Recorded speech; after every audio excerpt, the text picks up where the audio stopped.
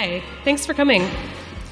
My name is Christina Howell. I'm the Executive Director of Bloomfield Development Corporation. You're here today to do a community planning process, which you probably know, around the Bloomfield Bridge Gateway site, and specifically looking at the SureSafe site and focusing in on that.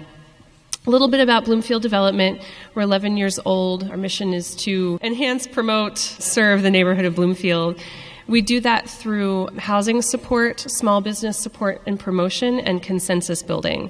You guys being here today hits kind of all of those things. We're trying to build consensus around how BDC should be interacting with developers and what we should be advocating for. So the work you're doing here today is actually really important and is setting my work plan and that of our staff. So thanks. Some quick housekeeping things. Restrooms are located, we have 3 different floors of restrooms here in this ancient building. The men's bathroom is on the 3rd floor. Stairs are located at each end, and there's an elevator right around the corner. 2nd floor? 2nd, thanks, Sarah. The men's bathroom is located on the 2nd floor. I was just corrected. Thank you. The women's bathroom is in the hallway to the right. And then there's a gender-neutral restroom on the ground floor. So if you go out to the stairs and go down, you'll see the doorway marked. If someone comes in with a child and sits at your table and looks stressed, you can suggest to them that there is childcare downstairs. Claire is hyper-capable in taking care of a baby and my own child downstairs. And also there's a water fountain to the right. If you have a bottle you'd rather refill than use one of our bottles. I think that's all the housekeeping. Okay, so this meeting grew out of last year when Millhouse, you may have heard of Millhouse, had an offer on the SureSafe site. Many of you probably know we had a community meeting last January that attracted about 450 people. We got a lot of comments in the days after in our office, and then about 3,000 views of the meeting on Facebook the following week, which was pretty impressive. People really care about what happens in Bloomfield, which is great. So we realized quickly our job was to figure out what is it they care most about, and we heard loudest a grocery store and affordable housing, if there's going to be housing. So that led us into a series. We created a series of affordable housing meetings. A lot of people still think that affordable housing is the large, all low-income towers that are, really ugly and people don't really want to live in.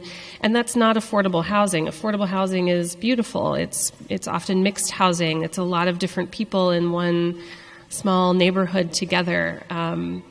And so we had to do some education we found in Bloomfield to help people understand what affordable housing is and to help people understand what affordability means. That's a complex thing. So someone will be kind of walking you through that in just a minute. So around the time of the housing meetings, I met Linda Metropolis from Action Housing and was probably lamenting over and over again about how we needed a planning process, a neighborhood plan in Bloomfield. And Action Housing graciously offered to fund this community process around this site, which is great. So that has been super helpful. And then together we hired Studio for Spatial Practice, who have created all of the activities for this and will be kind of giving us the final product that we use to advocate for everyone's vision on the site. In the meantime, Millhouse left the deal at SureSafe and walked away in about November. And by December, there were multiple offers on the property again, and one was accepted at the end of the year. The community, and apparently nobody knows right now who that developer is, which is really unfortunate. And we're disappointed that there's so much secrecy.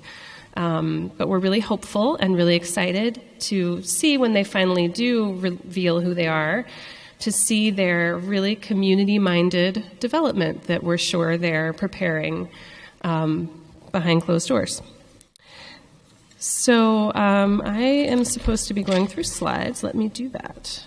Okay, so the mission of this workshop is to explore, or the whole project, is to explore how development at Bloomfield's Central Gateway could meet the community's broader needs through a public planning process. For context, I see a lot of familiar faces. There was a planning meeting. The first meeting happened in January. This is the second meeting. And then there will be a third meeting that's less a meeting, more an open house, where the things that you build today will be displayed, and Studio for Spatial Practice will be walking people through their kind of coalesced vision that they've created from all of the things that you'll be doing today. The last meeting, we came away with a set of shared values that Jonathan from Studio for Spatial Practice will be going over with you in just a minute.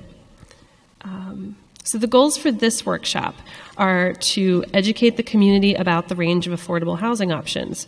There are a lot of them, and as I said earlier, most people think of one thing when they think affordable housing, but there's actually a lot of different options for affordable housing, and there's a lot of different income levels that need affordable housing.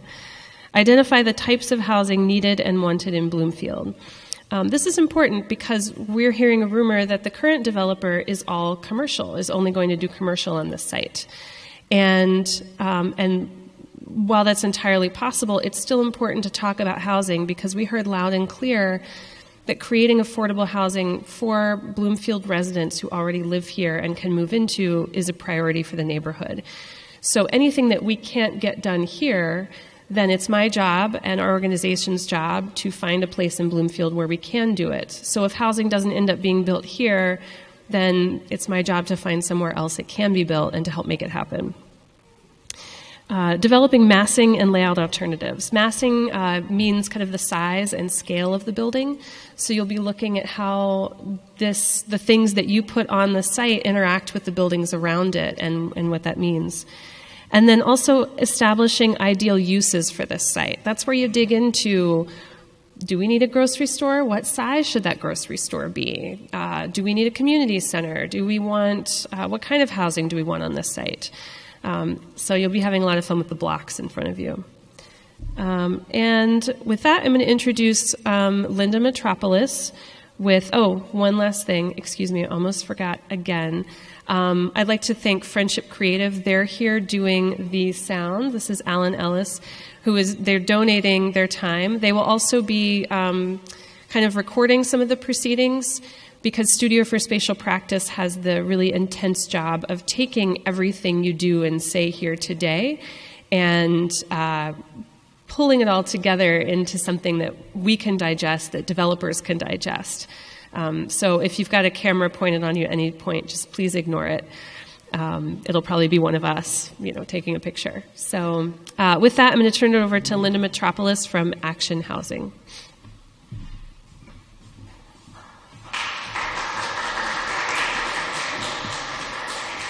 So good afternoon. Thank you for taking your Saturday afternoon to spend time with us. I'm with Action Housing, which is a 63-year-old organization that's been focused on promoting and preserving and creating affordable housing in Pittsburgh for all of those years. And so we're one of the few nonprofits in the area that has that as its mission. Lena Andrews and Mamadou Balde are both with Action Housing, part of the development staff. And I'm here just to quickly remind you of affordable housing and what affordable housing looks like today. And I just have two examples. This is a project that we did in the 4800 block of Penn Avenue at Matilda.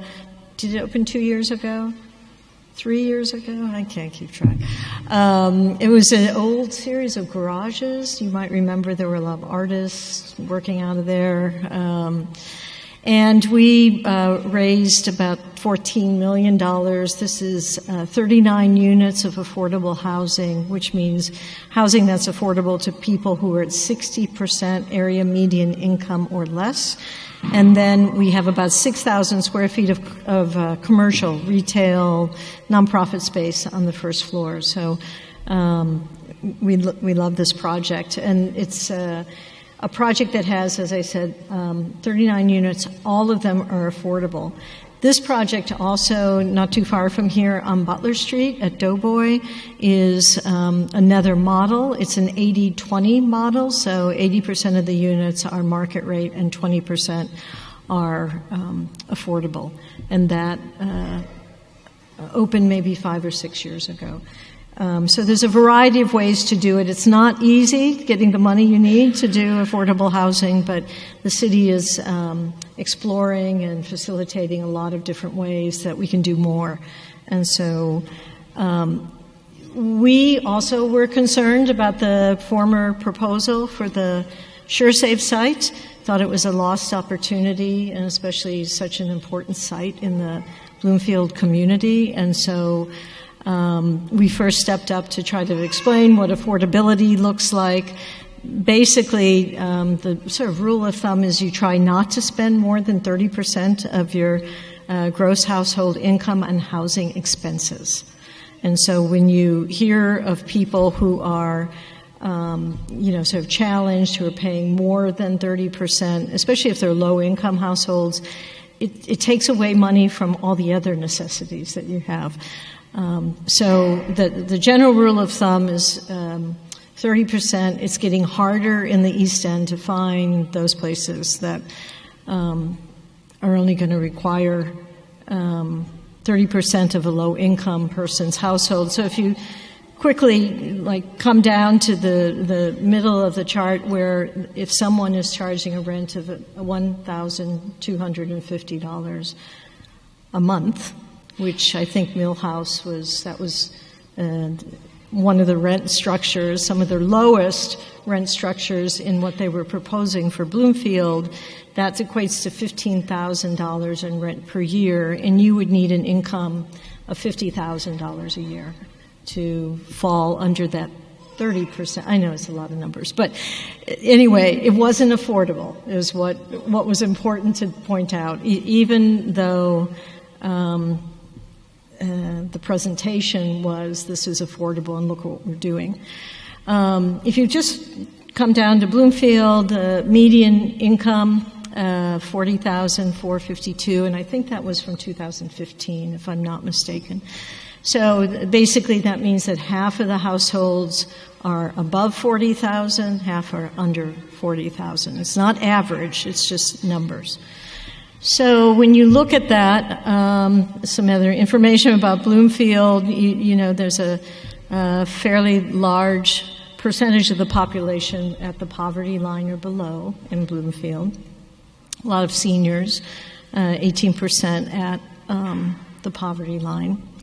So what does it mean to build an affordable unit in Bloomfield, recognizing the median income here? And we'll just jump right to the lower right-hand corner because you have a lot of work ahead of you. So it basically means that using the median income, 60% of the median income, and then dividing that by the 30%, so that you really shouldn't be spending more than $7,281 a year in rent or mortgage payments. And that means if you were renting a place, for it to be affordable, using again that rule of thumb, best rule of thumb, your housing should be no more than $600 a month. So that's the challenge. It can be done, but that's the challenge. And if we really are valuing kind of the current population and recognizing the importance of income diversity in a community, and I would say Bloomfield is a great place to try to make sure that that continues on into the future. So that's the challenge of doing affordable housing and what kind of rents you would have to charge, significantly less than what Millhouse was proposing to do. Yeah.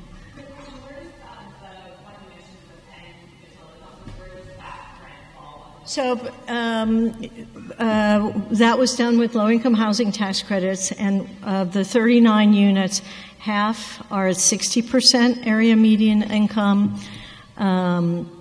Another, I guess, third are at 50%, and then we have some very low income at 20%. We do take Section 8 vouchers, so if someone is very low income and they bring their own voucher, we're able to charge a little bit more for that unit. But those apartments are about $700 a month and less.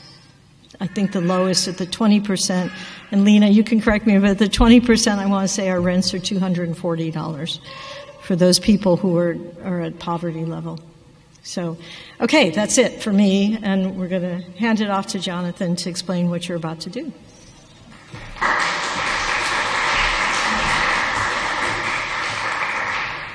Okay, so I'm Jonathan from Studio for Spatial Practice. I'm going to talk a little bit about what we did last time, and as a lead into what we're going to do today. So at the first workshop, and then following that up with a survey, the goal of that workshop was really to understand what's important to the neighborhood, what can happen on this site that can benefit the larger community and meet its needs, what are the values that people want to see reflected in whatever happens on this site. And we organized that into 5 categories in the survey that we did as a follow-up to the meeting. We've added a 6th one that we're calling architectural character. And as a way to kind of get our heads into thinking about today's exercise, we just want to go through the results really quickly. So the first one, community and culture. For all of these, there's a little number next to them. That's the percentage of people in the survey that said this is really, really important. There were some that said this is important, but not the very highest category. But the numbers are just a sort of a way of gauging how critical was this to people when they went through the questions. So under community and culture, reflecting a welcoming and safe neighborhood, a lot of people agreed with that statement. Providing housing options or programs to prevent the displacement of existing residents and accommodating a range of household sizes and types. So using this site as a way to ensure that the neighborhood can stay a mixed income community and that the housing that's built here really can serve, say, those 25% of people that are below the poverty line in the neighborhood, is something that the majority of people felt was really important. Preserve and protect age and income diversity and support and celebrate Bloomfield's multicultural diversity. Again, using the site as a way of making sure that this neighborhood stays a place where lots of different kinds of people can live into the future, really important to people. And then also some of the respondents also emphasized that if we're building affordable housing, it should also be for people that are new to the neighborhood so that, again, the neighborhood can stay a mixed income place as it evolves. Beautification and gateway identity, making the public realm clean and litter-free, really important to people. Greening the gateway, so providing trees, flowers, plantings, parklets, gardens, places to sit at the gateway, but also throughout the larger district, something that everyone felt was really important. Bringing back the seasonal lighting and improving lighting throughout the business district as a whole was something that was talked about last time. Integrating public art into public spaces, also something that there was a good bit of consensus around. Connectivity and accessibility, so getting to this site, but also improving movement around it. Probably everyone in the room has experienced sort of the difficulty of being a pedestrian in the middle of the Liberty Avenue and Bloomfield Bridge intersection at some point. It's a challenging place for pedestrians and cyclists and transit riders. So creating people-oriented intersections serving pedestrians, cyclists, transit riders, and people of all abilities, something that almost everyone was felt to be important on some level. Supporting multimodal transportation options with streets accommodating bikes, cars, public transit, and pedestrians. So what in the planning world we would call kind of complete streets, and what the city is trying to advance as general policy these days would be doing just that, trying to think about this instead of a place being designed mostly around moving cars fast, as a place that's designed for people in all different modes of transportation feeling safe. Better connecting existing amenities that are already here but are hard to access or even find. So very close to this site is a very large park that has a pretty amazing set of amenities, a pool, a playground, various active recreation courts and fields. Getting to that now, you kind of have to go around things or almost feel like you're going behind people's houses to get to the site. So thinking a little bit beyond the site, are there ways we can make that a better connection to that park and play space? Gateway buildings in public space, so starting to think about what should go on the site. provide more green space that is open to the public, create something beautiful, a place to spend time and spend time and eat outside. So the majority of people thought that this site is an opportunity to begin to make some space that is open to the public, that's outdoors, as opposed to just amenities that are for people that maybe live or rent on this site or work on this site. Attract a mix of uses, housing over shops and commercial spaces, build flexible multi-purpose spaces. Again, the majority of people thought that was really important. This shouldn't just be one thing. It should be a mix of uses in the future. And that it should be designed to be flexible so it can evolve over time. Innovate renewable and shared green energy to lower energy costs and minimize environmental impacts. Again, something that when we build new buildings, we can make them greener and we can make them more affordable to live in if they have lower energy costs. Match the scale and character of the surrounding context. Do not create housing towers. So 43% of people thought this principle of trying to relate to the context, relate to the scale of the buildings around, is something that's really important. When we get into uses, the 60% of people felt like being able to buy groceries, having food access on this site is something that's really important. Whether that's a big supermarket or a smaller one is one of the questions we're going to ask you guys to think about today. Again, housing is something that around 60% of respondents felt was very, very important. Provide affordable rental and for-sale housing for a mix of incomes, ages, abilities, and household sizes. So diverse mixed-income housing as something that ideally the community would like to see happen on this site. A number of people also felt that community uses of some kind were something that would be really helpful to have on this site for the neighborhood. That might be a community or senior center. A number of people thought an affordable gym would be a great thing to have. That might mean small art or music venues. It could mean childcare facilities. It could mean medical clinic. And so one of the uses that we'll be asking you to think about is, do you think that something like that's a good idea? And if so, making it more specific, telling us what would be great. Finally, architectural character. A number of comments in the survey got at sort of a dissatisfaction with some of the new development that has happened in the East End in recent years. The design should be beautiful. It should inspire. No more bland, kind of boxy buildings was a comment that was made by a number of people. Working and aspiring towards green design standards, so using modern green building and site design and construction standards such as LEED for development or Passive House, or others that are going to create a more energy efficient, a more sustainable project.